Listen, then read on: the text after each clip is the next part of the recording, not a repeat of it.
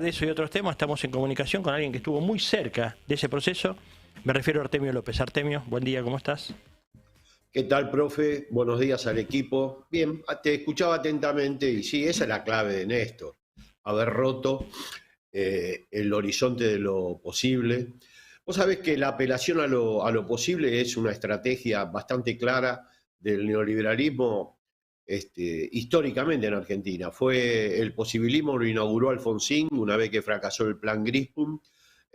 Para Alfonsín teníamos que vivir siempre entre dos golpes de Estado, el que había sucedido y el que iba a venir si no se cumplían las recetas que proponía, en este caso el grupo de Sorruil, que para mí fue el antecedente inmediato, la arqueología del desembarco neoliberal en Argentina. Y a partir de ahí, en el caso del peronismo menemista, no cabe ninguna duda que el posibilismo es lo único que se puede hacer, dado el cuadro internacional. El que mejor lo justifica aún hoy es Carlos Corach, que sigue diciendo que efectivamente, dadas las condiciones internacionales, no había otro camino.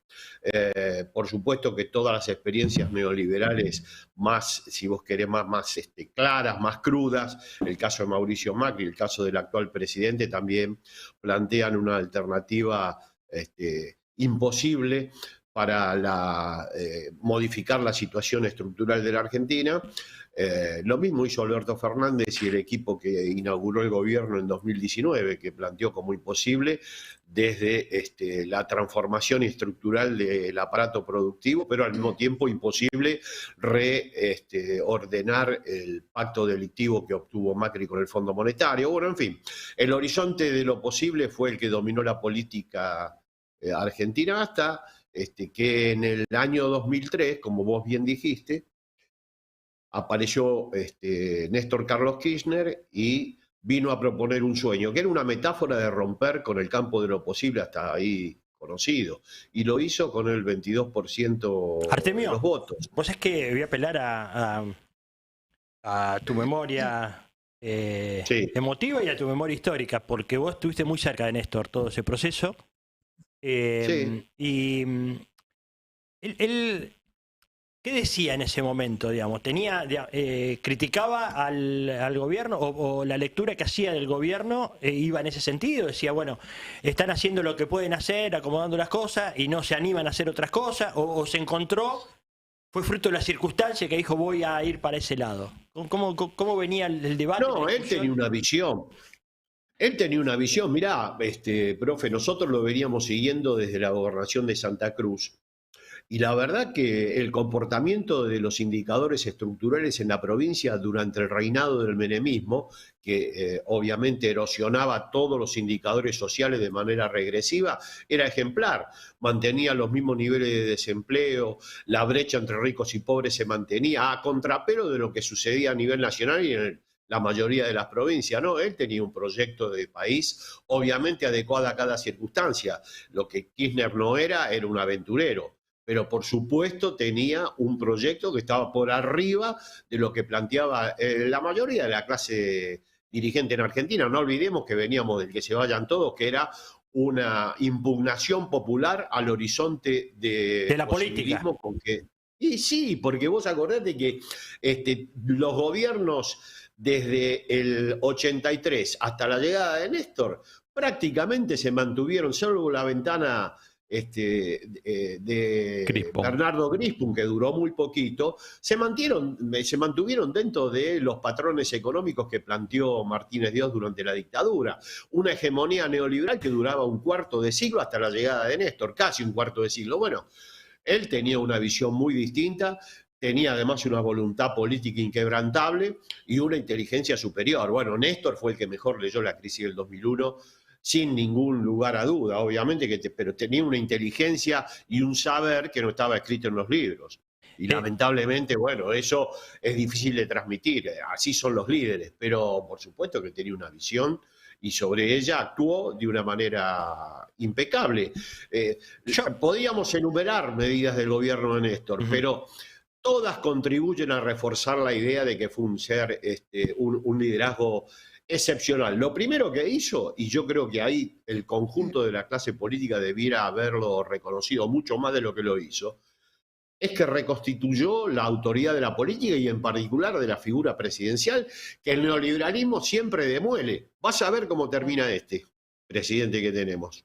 El proyecto neoliberal es un proyecto antipolítico esencialmente, y el que se hace cargo de desplegarlo, bueno, termina como terminaron todos los presidentes en la etapa constitucional. Por lo tanto, Néstor se vio con la doble tarea, por un lado, de proponer un país distinto, pero al mismo tiempo recomponer la autoridad del presidente, que estaba absolutamente por el piso. Veníamos del gobierno de la Rúa, o sea... y el rol del Estado, ¿no? También, Artemio. Y el rol del Estado también. Pero por supuesto, bueno, claro, una de las condiciones para que el Estado, estoy hablando del Estado...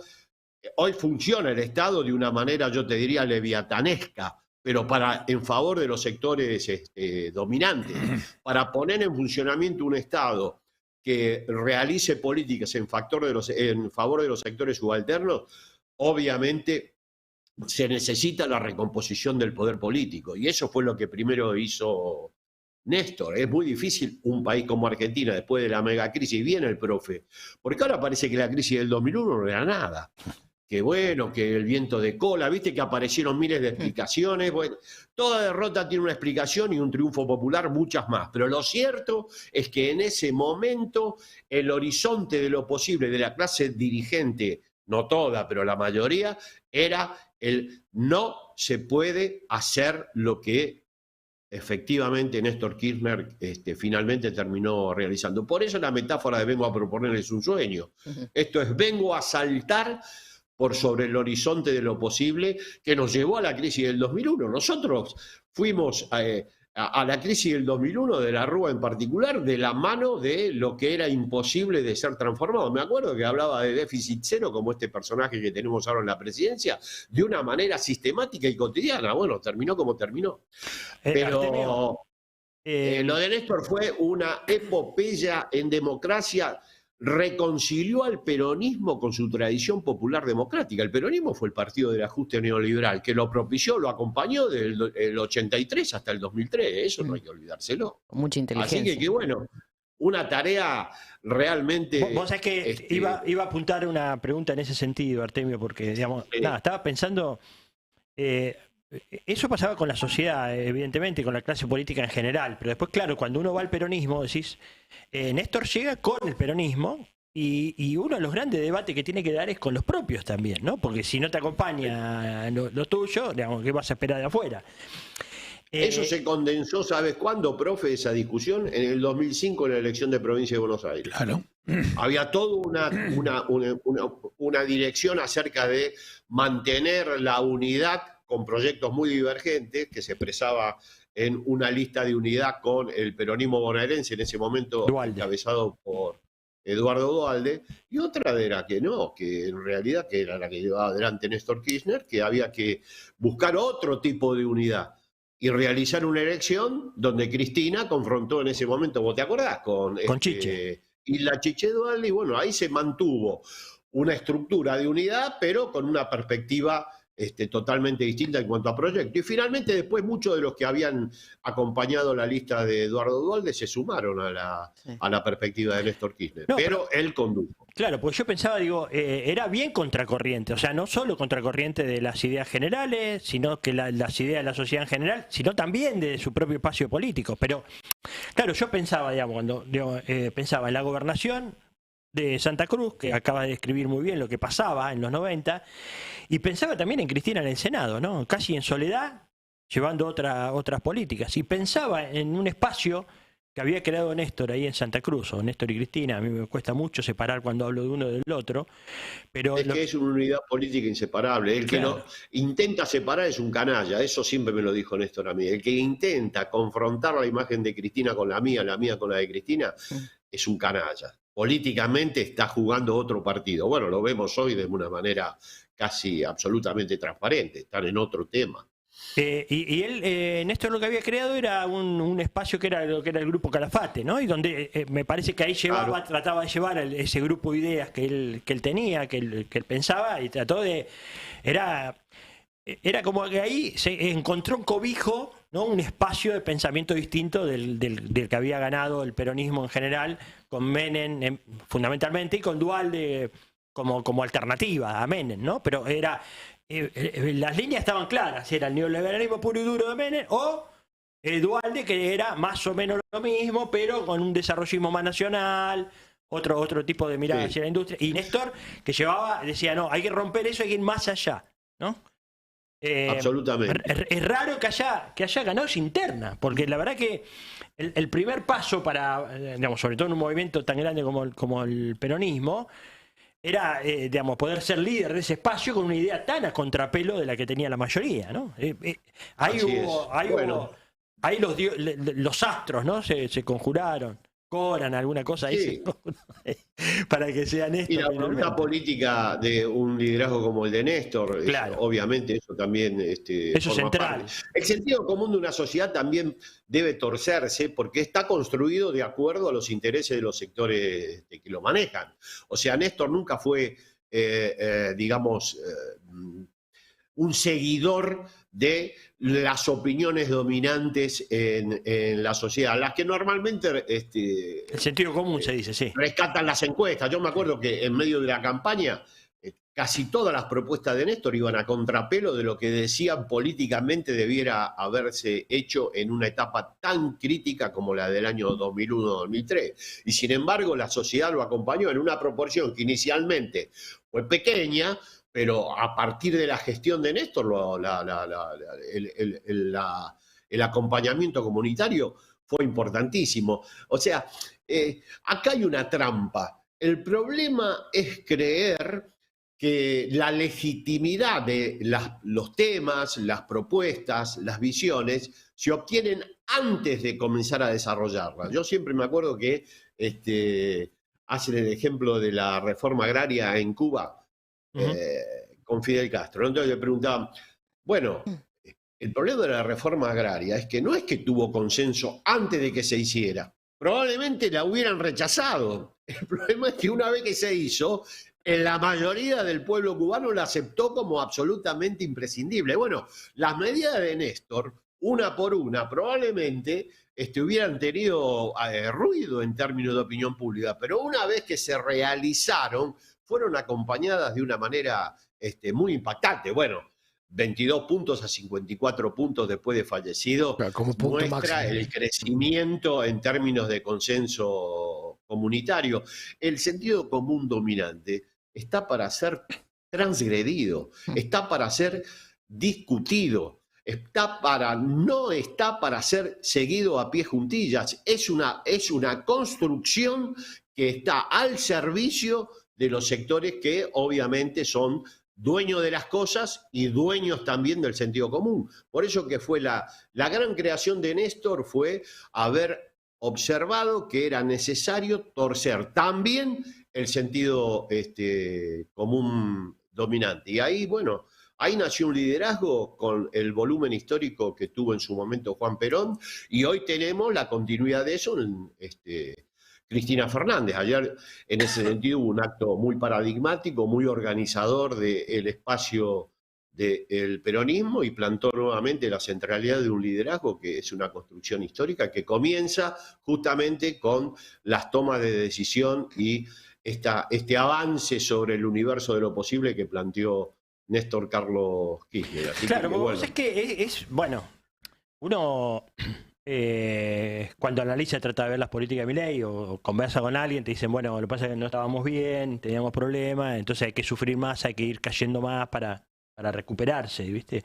Y la verdad que uno enseguida, no sé, yo digo, tal vez sea un problema que nosotros enseguida pensamos en Néstor, las condiciones en las que agarró el país y que no hubo ninguna medida en contra de la gente. O sea, todas las medidas que trató de hacer eran todas tratando de fortalecer a las industrias, proteger a los comercios, que la gente tenga un poquito más de protección social. Fueron todas en ese sentido. Los déficits gemelos. Y además funcionó. O sea, vos decís, bueno, pero eso fracasó. No, funcionó. O sea, efectivamente, a partir de ahí hubo menos pobreza, más empleo, más industria, más exportación. O sea, todo eso pasó. Y vos decís, ¿cómo puede ser que ahora a todo el mundo le parezca normal, natural, que no vaya cada vez peor y que eso va a ser mejor. Que cierren las industrias, que haya desempleo, es muy raro. Pero hay una gran parte de la población, porque si no, nos explica que todavía apoya este tipo de cosas, ¿no? Tal vez absolutamente. Sí, bueno, pero eso también, ¿no? Tiene que ver.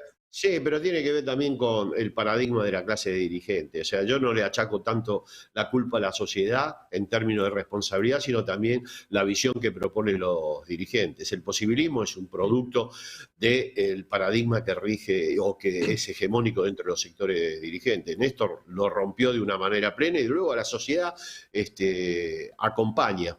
Pero bueno, estamos en una etapa donde, bueno, este hombre que nos gobierna, me parece que, bueno, es evidente que tiene un proyecto de país totalmente distinto al que planteó el peronismo históricamente. Es un proyecto que, en líneas generales, continúa la línea histórica que se inauguró con la dictadura militar. A Milei, los antecedentes de Milei tienen mucho más que ver con José Alfredo Martínez de Oz que con la escuela austríaca. En ese sentido, claro.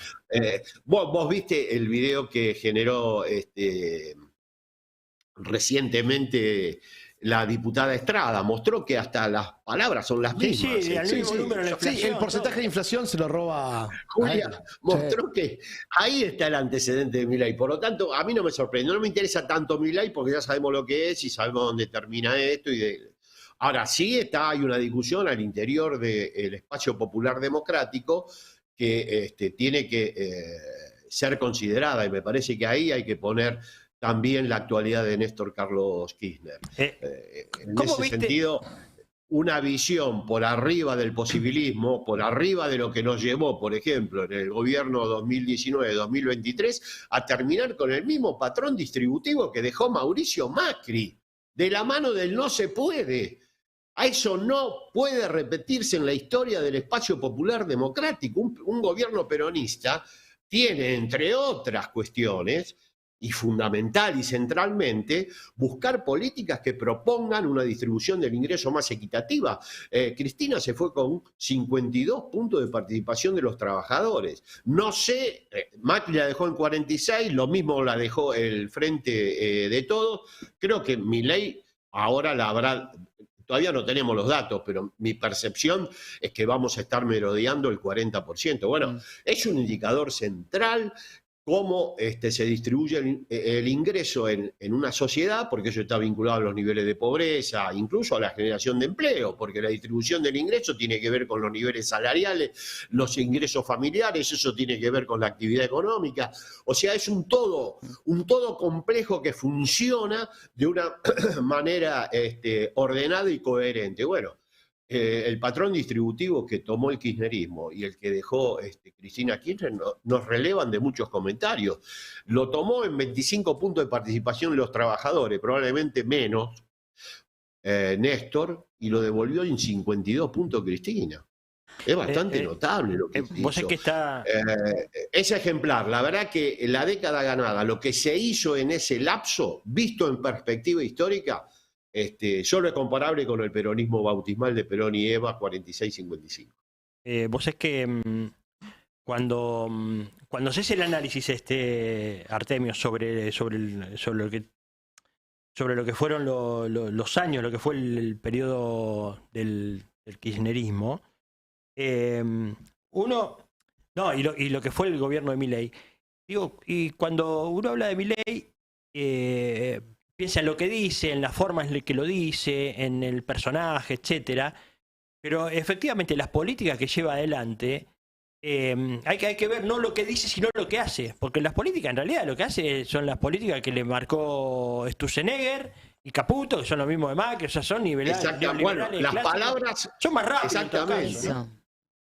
Las palabras son los hechos que producen. Este es transgresor con la OTAN atrás. Néstor fue transgresor y Cristina también, solamente sostenidos en el voto popular. Transgresor como este soy yo. Ahora, obviamente, me parece que en la discusión al interior del espacio hay que tener en cuenta estas circunstancias. Yo creo que hay mucha tensión interna que está, a mí no me asustan las discusiones internas, me parecen bien, forman parte de la política, es enriquecedora, pero lo que no podemos hacer es retrotraer al espacio popular democrático a una etapa pre-kirchnerista. Digamos, acá sabemos que la perestroika, los zares no la van a hacer. No es volviendo a la situación del peronismo cooptado por el discurso neoliberal que vamos a resolver esta etapa. Por supuesto que el discurso neoliberal tiene modalidades de aparición específicas en cada coyuntura. Hoy tiene otras distintas a las que era el menemismo, pero las tiene. Pero no, bueno, yo creo que eso está planteado. Hacia adelante tenemos este presidente. Bueno, considero, vos lo conocés mejor que yo, profe, considero héroes a los que fugan capitales en Argentina. Argentina tiene un PBI, el equivalente a un PBI, por fuera del circuito económico, en los colchones, las cajas de seguridad, pero particularmente fuera. Obviamente ese es uno de los grandes problemas a resolver en una futura gestión popular democrática, porque a la restricción externa tradicional, que es que cuando Argentina crece necesita dólares y no alcanzan, se suma esto de que los dólares se los fugan como modalidad de funcionamiento que tiene una fecha bautismal que es la dictadura militar. Ahí comenzó esta situación. Obviamente el kirchnerismo tiene en ese sentido que buscar formas de regulación estatal más eficaces que la que tuvo en las etapas iniciales. Pero ahora tenemos un gobierno que considera que eso no solo no es un problema, sino que es un hecho heroico. Ayer publicamos una nota en el Destape mostrando la magnitud de la fuga de capitales. En Macri, la fuga de capitales representó el 40% de las inversiones, en el Frente de Todos el 26%. No hay ninguna economía que pueda desplegarse con crecimiento e inclusión con este nivel de fuga de capitales. Ese, si no es el principal, es uno de los principales problemas a resolver de cara a una etapa futura, popular, de inclusión social. Recomiendo, bueno, es cierto. Que dice que eso es heroico. Ahí en ese punto estamos. No, digamos, es verdad, iba a recomendar la nota que hiciste en el Destape a propósito de la valorización financiera, los neodesarrollistas. No, pero eso es un trabajo que yo hago. De Basualdo, claro. Sí, sí. Claro, o sea, tiene una tradición teórica importantísimo, todo Flaxo, Basualdo, Manzanelli, Caville, o sea, hay un montón de gente que viene desarrollando estudios muy importantes en esa dirección, y me parece que hay que discutirlo, hay que hablarlo, hay que visibilizarlo, hay que hablar de eso. Está bien, perfecto. Hay que hablar y se habla poco. Durante el gobierno del Frente de Todos prácticamente no se habló. Uno de los grandes mecanismos de fuga es la deuda. No se habló, no se hizo. No se hizo nada. No se hizo, lamentablemente no se hizo. Por eso. Y ahora se pide que auditemos. Lamentablemente. Sí. Y ahora se pide auditorías en las universidades y no auditoría en la deuda. No puedo dejar de pensar, sé que no tiene respuesta concreta a la pregunta que te voy a hacer, Artemio, y a todos. ¿Qué hubiese pasado con la historia que ya conocemos si Néstor estuviese vivo? ¿No? Ahora, ¿hubiera cambiado algo? Sé que es imposible, es contrafáctico. Es contrafáctico, lo sé, pero no puedo dejar de pensarlo. No, si Néstor estuviese vivo, reforzaría el liderazgo de Cristina sin ningún problema. Lo decía a mí eso permanentemente. O sea que Cristina era, en términos de gestión presidencial, mejor que yo, decía.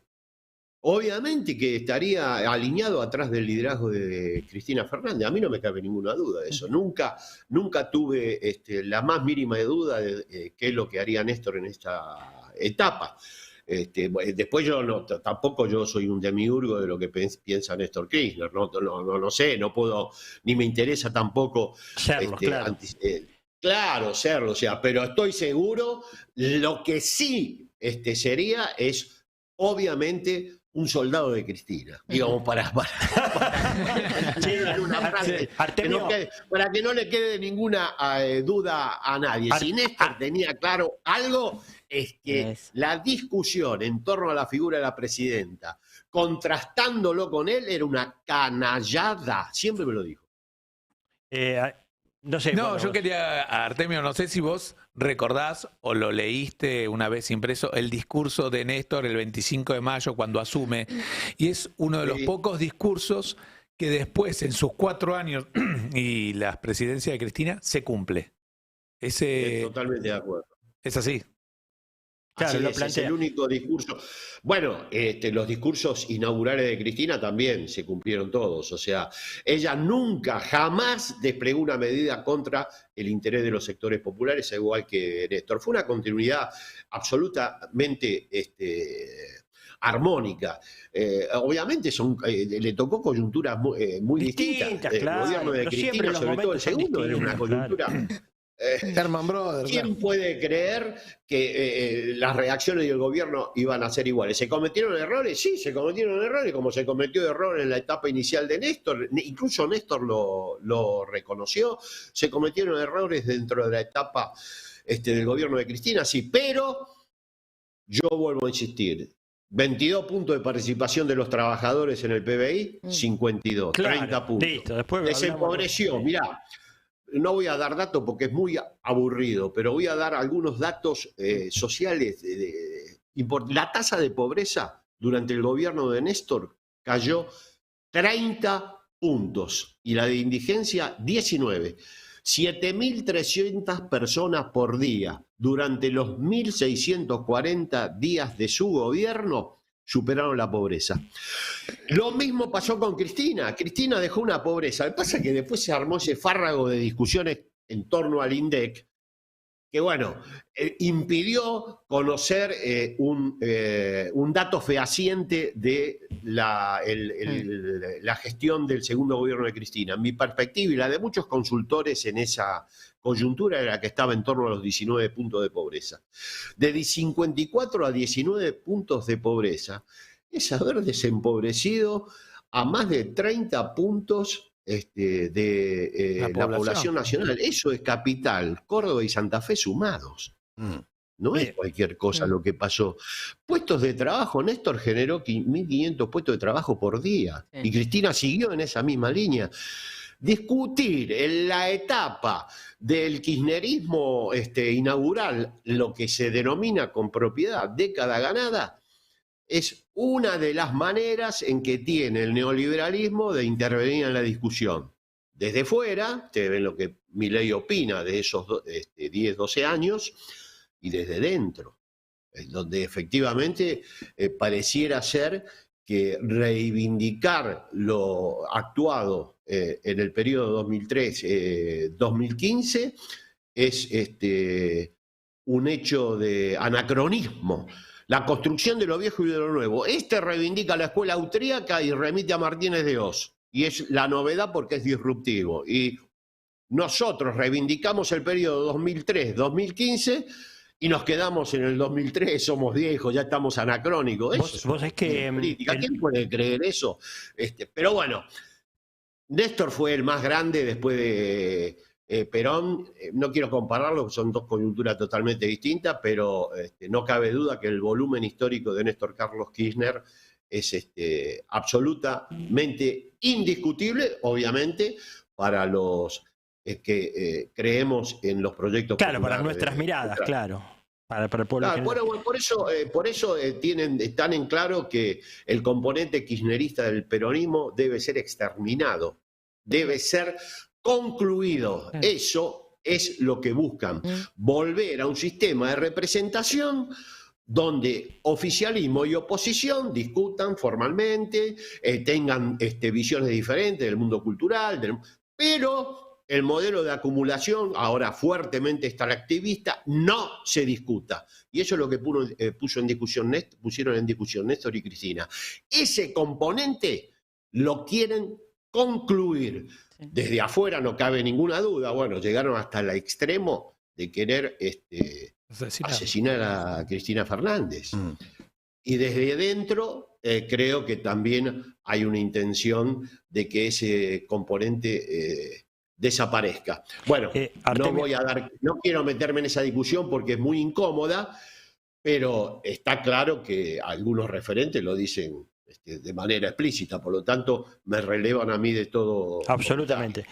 Dos cosas. Con respecto al tema de los números, vos sabés que el último número se conoce de la Universidad Torcuato Itela sobre el tema pobreza. Dice que Sí. en el gobierno de Milei se crearon 3.200.000 nuevos pobres en los primeros 3 meses. Sí. O sea, eso me da 35.555 personas cayendo a la pobreza cada día. Cada día. Así es. 35.500 nuevos pobres, con todo lo que significa eso, el impacto en cada una de las familias, en la cabeza de cada uno. O sea, es tremendo, es demoledor eso, ¿eh? Angustiante totalmente. Uno no digamos, viste, escucha un número y te cuesta entrar al número, digamos, pero si vos entrás a ese número, haces el ejercicio de entrar ahí, el drama es gigantesco. Y lo segundo es, ¿cómo viste la marcha por la educación pública del otro día, Artemio? ¿Ves ahí algo? No, bueno, ¿Qué ves ahí? No, me pareció algo muy importante, una movilización que, bueno, ya lo han dicho muchos analistas, quizá no tenga antecedentes por su magnitud en el periodo democrático. No, es difícil comparar, pero no hay muchas movilizaciones tan masivas, tan transversales y que representan claramente el inicio de un nivel de insatisfacción ciudadano que yo creo va a ser creciente. El gobierno reaccionó claramente sintiéndose golpeado por una movilización de esas características. Bueno, vos viste la Sí, reacción claro. del presidente, Sí. mostró claramente el nivel de daño que le ha provocado.